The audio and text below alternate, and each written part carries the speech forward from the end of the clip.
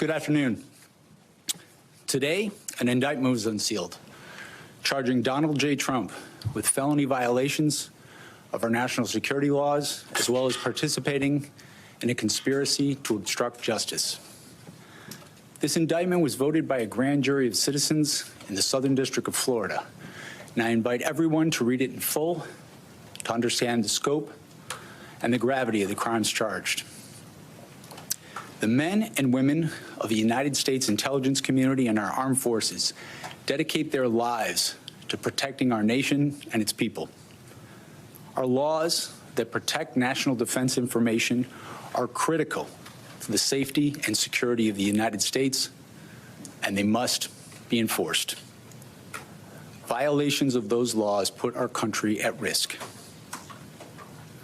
Adherence to the rule of law is a bedrock principle of the Department of Justice, and our nation's commitment to the rule of law sets an example for the world. We have one set of laws in this country, and they apply to everyone.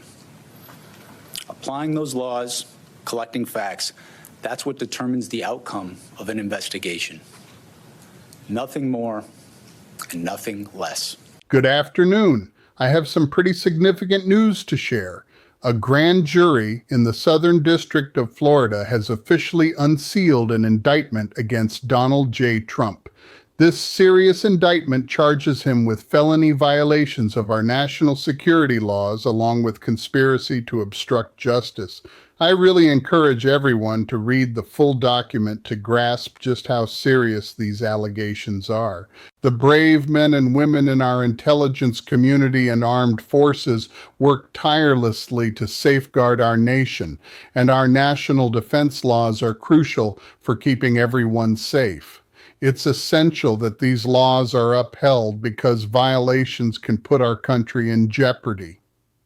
Adherence to the rule of law is a fundamental principle for the Department of Justice, and our commitment to the law shows the world we take these matters seriously.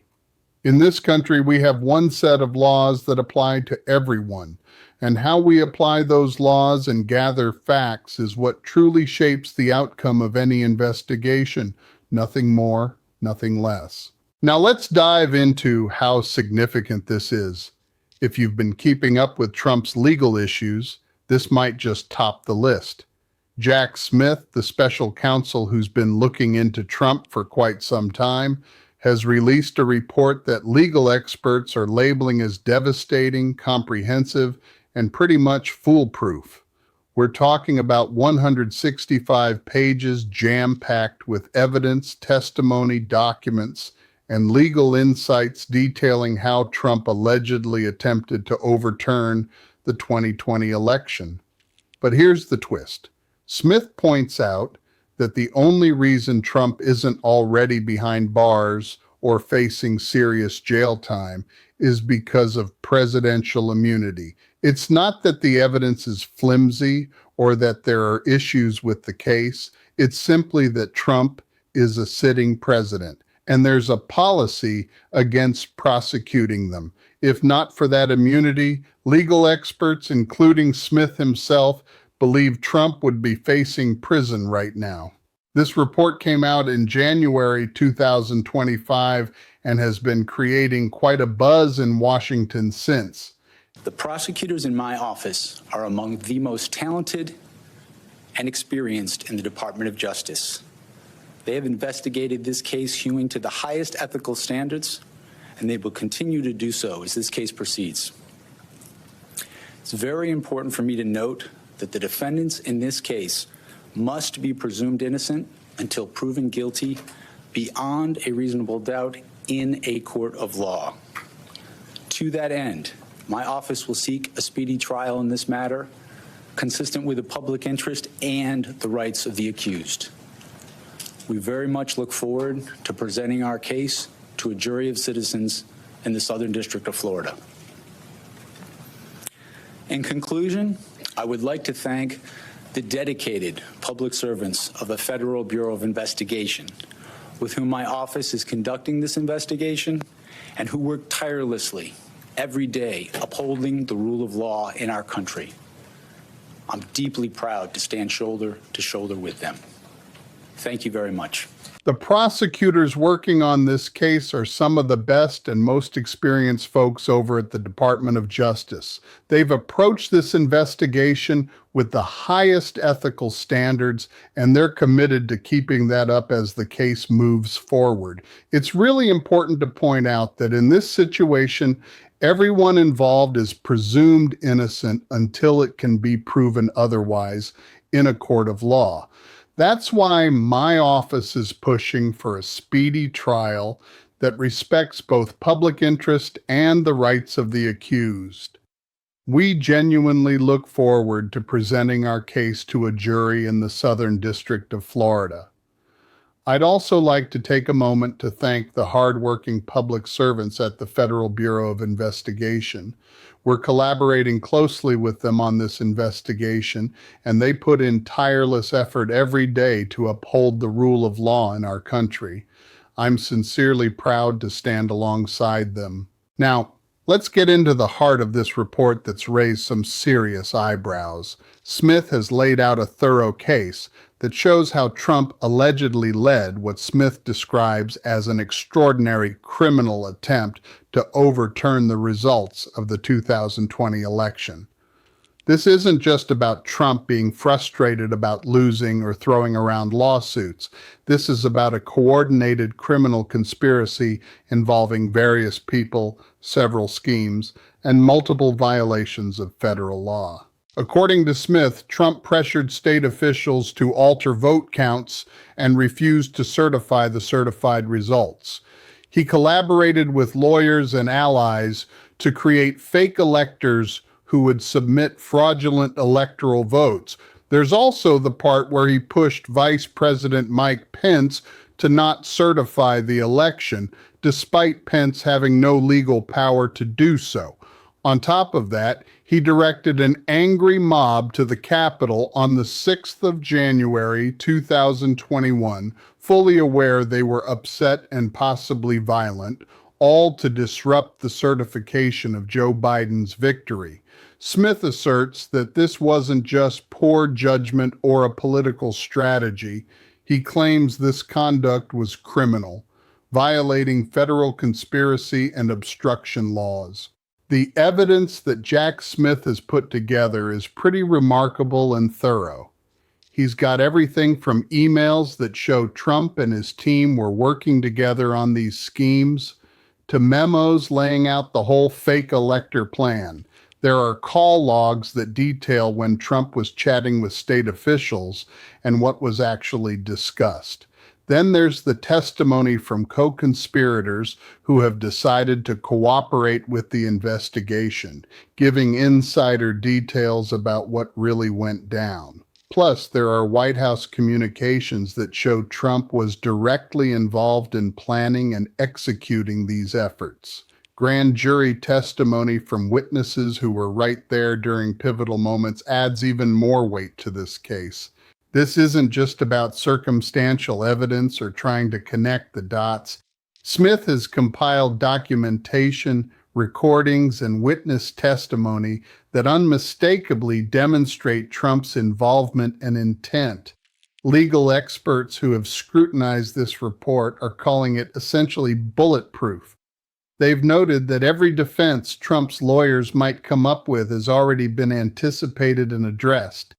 Major news organizations like NPR, BBC, CNN, Associated Press, and Reuters all jumped on this report when it came out, and their legal analysts have come to similar conclusions. The evidence is truly overwhelming. The case is strong, and the only reason Trump isn't facing a criminal trial right now is because he holds the presidential office. According to NPR, Smith asserts that the evidence against Trump is enough for a conviction. The BBC even headlined that Trump would likely have been convicted if he hadn't been elected. CNN pointed out that Smith's report effectively wipes out Trump's expected defenses. This isn't just partisan chatter or a fantasy from Trump's critics. It's real, serious legal analysis grounded in the actual evidence Smith has gathered, all pointing to the same disturbing conclusion. Trump has committed significant federal crimes, and serious legal trouble is looming once he no longer has presidential immunity protecting him. Smith's report also highlights that Trump didn't orchestrate all this alone. There were co-conspirators who helped him plan and implement these schemes. Some of these individuals have already been charged. Some have cooperated with investigators for deals, and others are likely still under investigation. But throughout all of this, Smith identifies Trump as the key person responsible, the one who led and coordinated everything in an attempt to overturn the election. Over 1,500 individuals have faced charges related to this ongoing situation. Let's talk about what's been going on with Trump and the events of January 6th.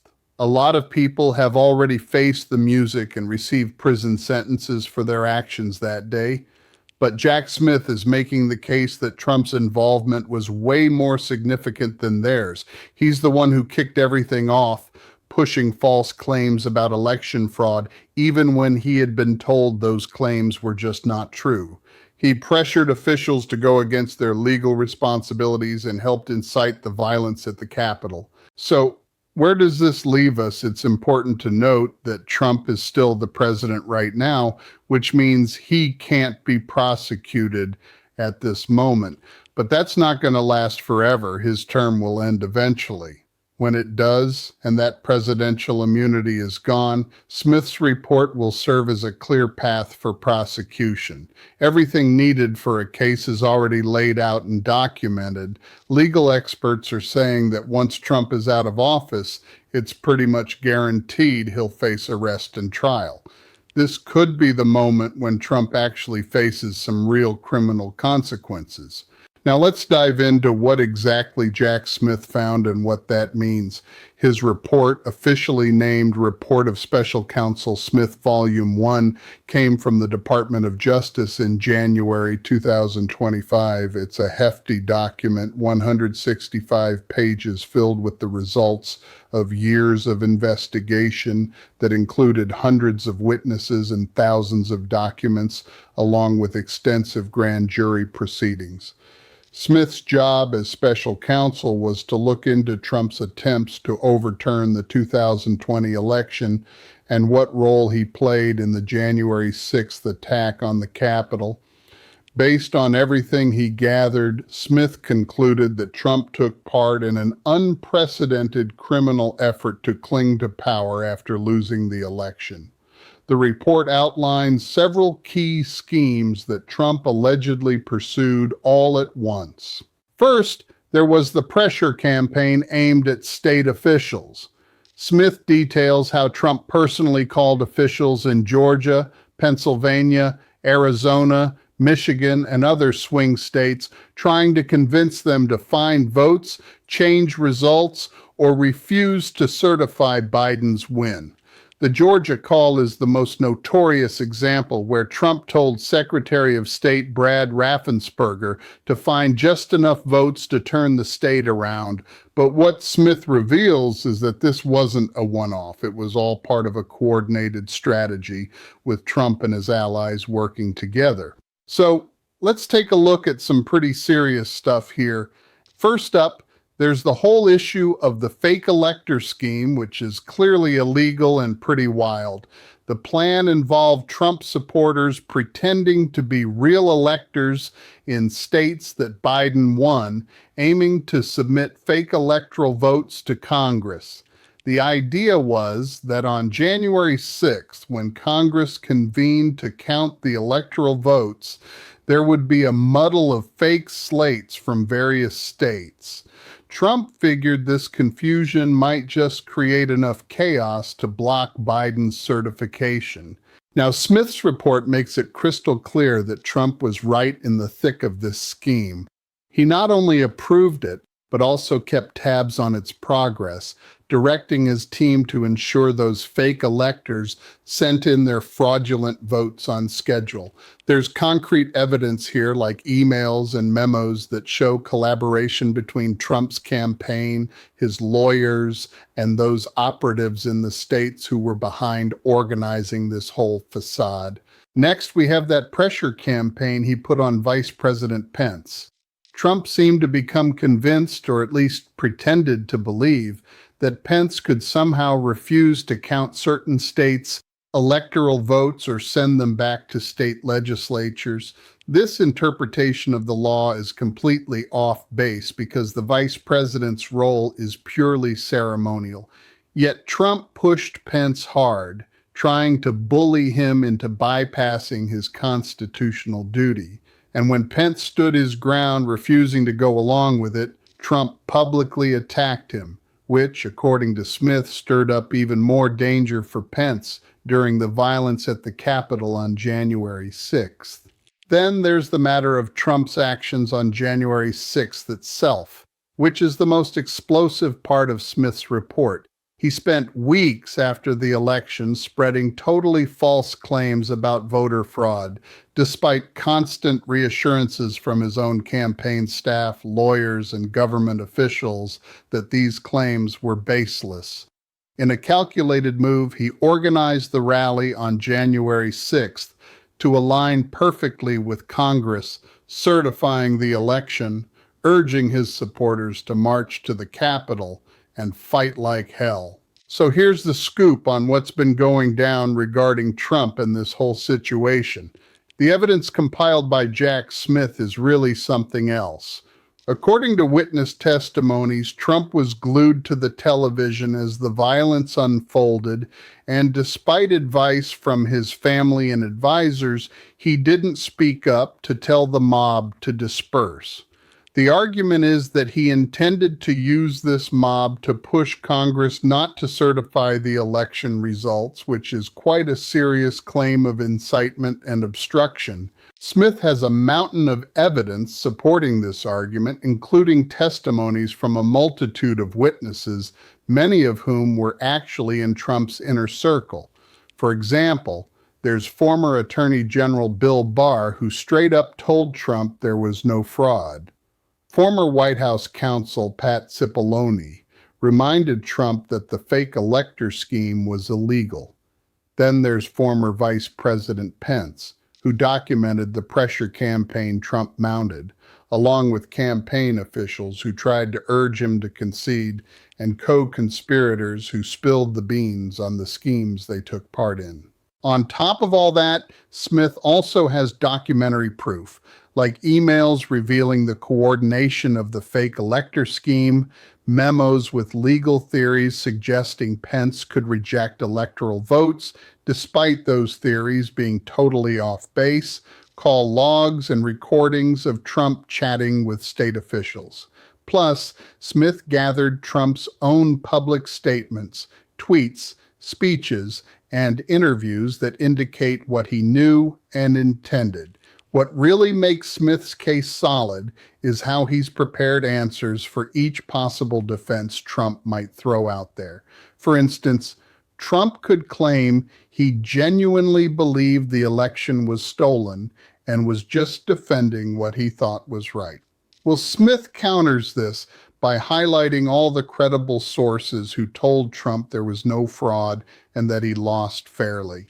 Then there's the First Amendment argument, where Trump might say he was just exercising his rights to question the election results. Smith responds to this by illustrating that Trump didn't just talk. He pressured officials, organized phony electors, and actively obstructed an official process. And when it comes to the idea that Trump didn't mean to incite violence on January 6th, Smith counters that by detailing Trump's understanding that the crowd was angry and could turn violent, along with his directive for them to march to the Capitol and his shocking refusal to call them off even as chaos erupted. Lastly, Smith tackles the issue of presidential immunity, which really sharpens the focus of his report. The Justice Department has this policy that's been around for a long time, which says they don't go after sitting presidents. The thinking is that prosecuting someone in that position would mess with their ability to carry out their duties. Instead, they say impeachment should be the route taken for any presidential wrongdoing while they're in office. But Jack Smith, the special counsel, made it clear that the only reason Trump hasn't been charged yet is because he's president right now, giving him a kind of temporary shield from prosecution. Smith pointed out, and I'm paraphrasing here, that if Trump weren't in office, he would definitely be facing charges, and the evidence against him would be strong enough to secure a conviction without a doubt. That's a pretty significant statement coming from Smith, because it's like he's saying, look, I've got enough proof to take this guy down, but the rules keep me from doing it. It's an official take from a prosecutor who has spent years digging into this, reviewing all the evidence, bringing it before grand juries, and concluding that yes, crimes were indeed committed. This puts immense pressure on any future prosecutors to take action once Trump is out of office. Smith has laid the groundwork, built the whole case, and made it clear to everyone that he's confident in its strength. The legal experts and media outlets have had quite a response to Smith's report. NPR highlighted that Smith insists the evidence is strong enough for a conviction and that every piece of the alleged crimes can be proven. The BBC noted that Smith concluded Trump would have faced conviction if he hadn't become president again. CNN pointed out how Smith's report really takes away any potential defenses Trump might have, leaving his legal team with no solid ground to stand on once that immunity ends. Meanwhile, the Associated Press described Smith's findings as detailing unprecedented criminal efforts by Trump. And it's not just random blogs or biased sources saying this. All these mainstream credible news organizations are coming to the same conclusion after reviewing Smith's actual report. Of course, Trump and his associates have had reactions of their own, too. Things have been quite heated lately, with Trump labeling the report as a witch hunt, a hoax, and something driven by political motives. He's taken shots at Jack Smith personally, calling him deranged and biased. Trump argues that the whole investigation is an attempt to interfere with his presidency. Here's where it gets intriguing, though. His attacks on Smith don't really tackle the actual evidence. He doesn't challenge the call logs, emails, or witness testimonies. Instead, it's all about undermining the credibility of the investigation without addressing what Smith found. This is a pretty big deal because if the evidence were flimsy or the conclusions off base, you'd think Trump's lawyers would be dissecting the report in detail. Instead, they're just pushing the narrative that it's all political and unfair, which feels like a sign they can't really challenge the substance of it. Looking at what all this means for Trump's legal future, let's highlight some key points. Firstly, the report clearly establishes that Trump has some serious criminal risks ahead. This isn't just hearsay anymore or political finger-pointing.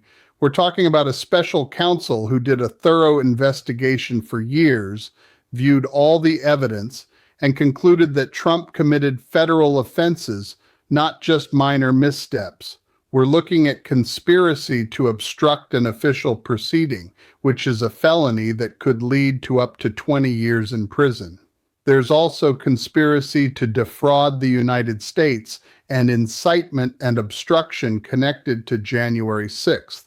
These aren't minor charges. They carry significant potential prison time, and Smith claims he has the evidence to back all of this up beyond a reasonable doubt. For Trump, this report is like a ticking time bomb. Right now, he enjoys presidential immunity, which means he can't be prosecuted while in office, but that protection will fade when his term ends. Once he's no longer president, that immunity goes away, and Smith's report lays out a full blueprint for prosecution. Everything the future prosecutors would need is already documented. Witnesses have come forward, documents have been collected, and the legal arguments are set. The only step left is to file charges and head to trial. According to Smith and legal experts who have looked over his findings, a conviction in that trial looks highly probable, especially with the solid evidence at play. It's quite a situation for Trump, who seems to be hoping to dodge a trial altogether. He might take a few different approaches to sneak around it. For starters, there's the idea of extending his presidency somehow. But let's be real. That would mean changing the Constitution, and that's just not going to happen. Another option for him could be to wait and see if the next administration decides to pass on prosecuting him for political reasons or because it just might not be worth it.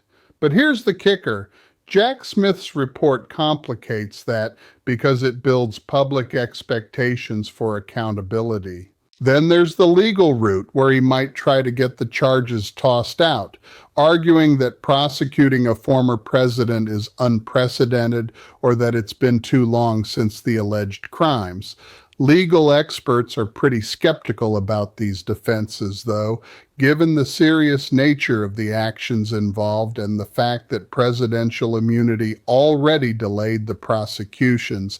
Seeking a pardon from a future president is another route, but he'd need someone friendly elected who's willing to take the political heat for it, which seems unlikely, so none of these paths look particularly great for him.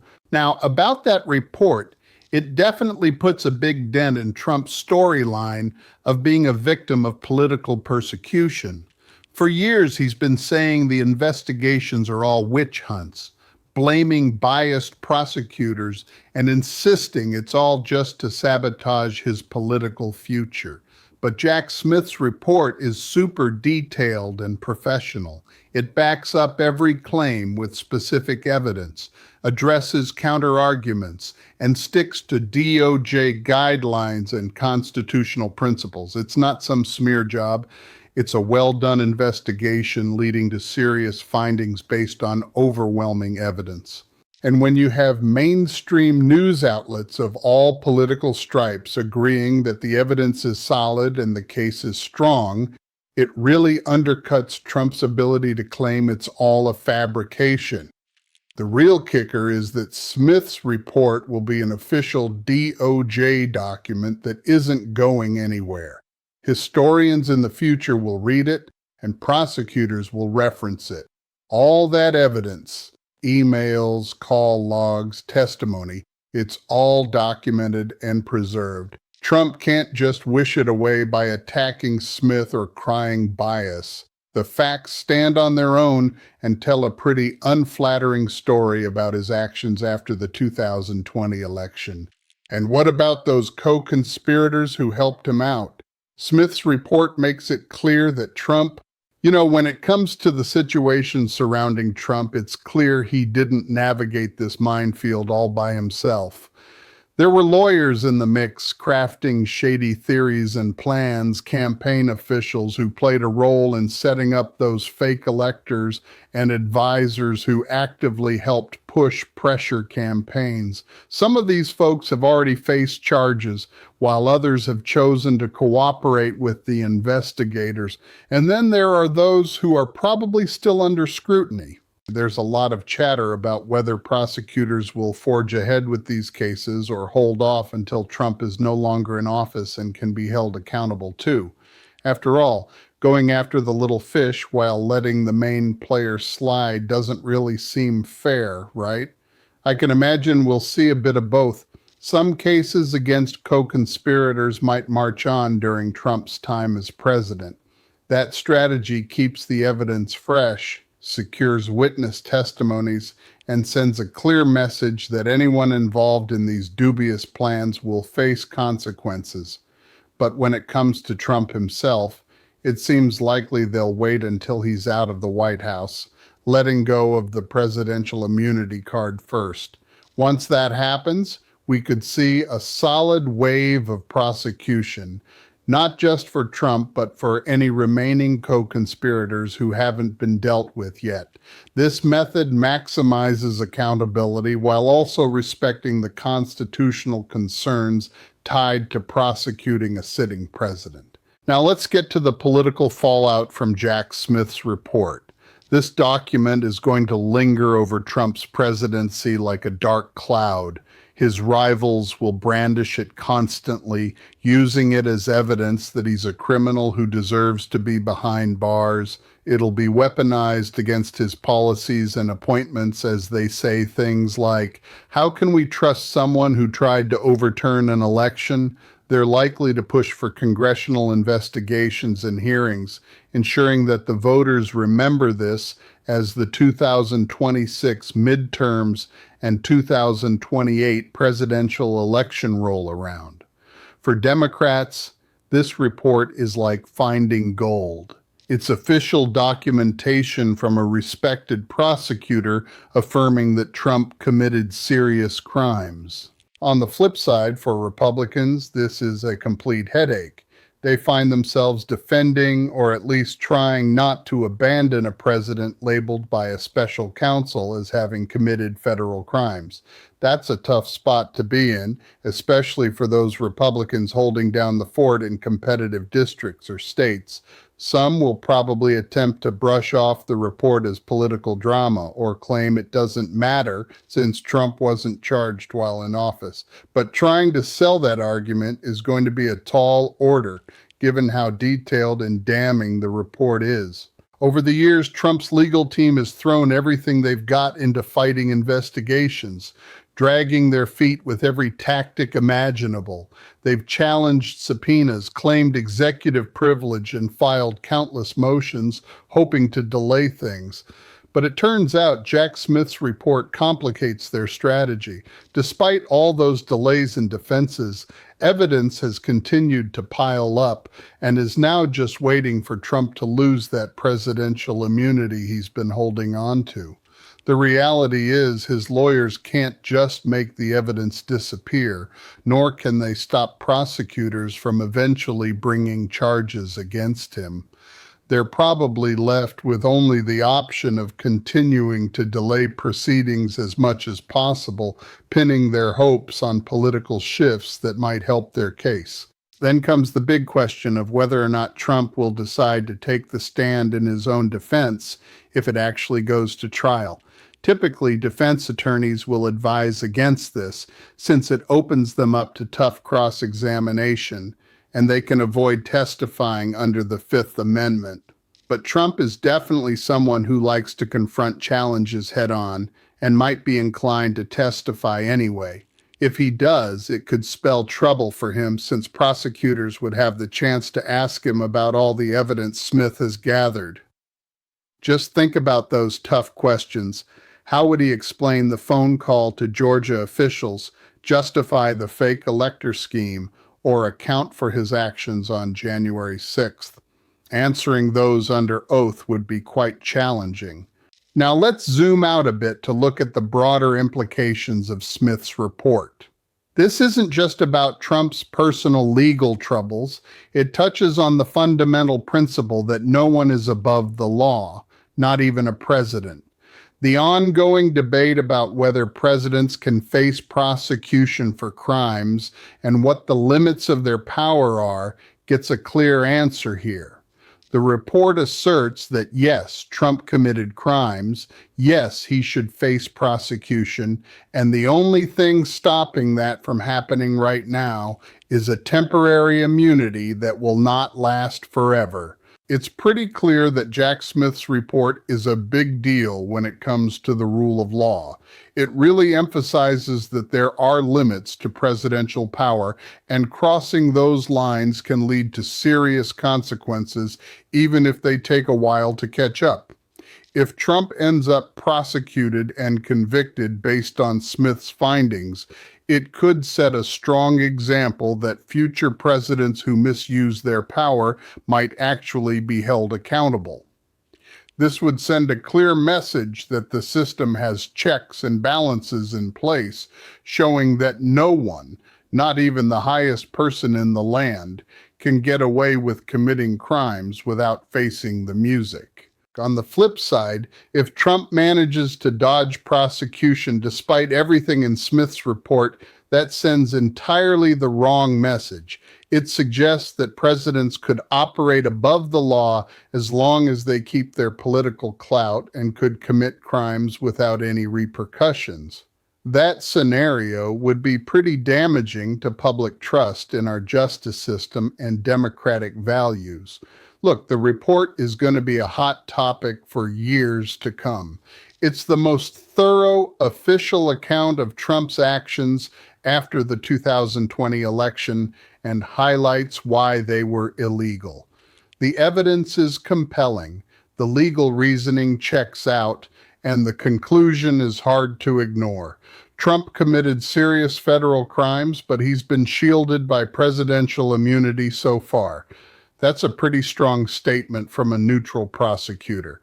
Once he's out of office and that immunity's gone, he's looking at some serious legal troubles ahead. Arrest is highly likely, and trial too. Legal experts who've gone over Smith's evidence suggest that a conviction might be very probable. Trump might shout about it, lash out at Smith, and claim it's all about politics, but none of that will erase the evidence against him. That evidence is going to shadow him for the rest of his life. The actual outcome, whether he ends up facing prison time, depends on developments in politics and law that are hard to predict. But make no mistake, the threat is very real, the case is solid, and Trump is aware of that. That's why this report is so crucial. It's not just another political piece of paper. It's a prosecutorial guideline that pretty much guarantees Trump's arrest and trial once he no longer has that presidential immunity.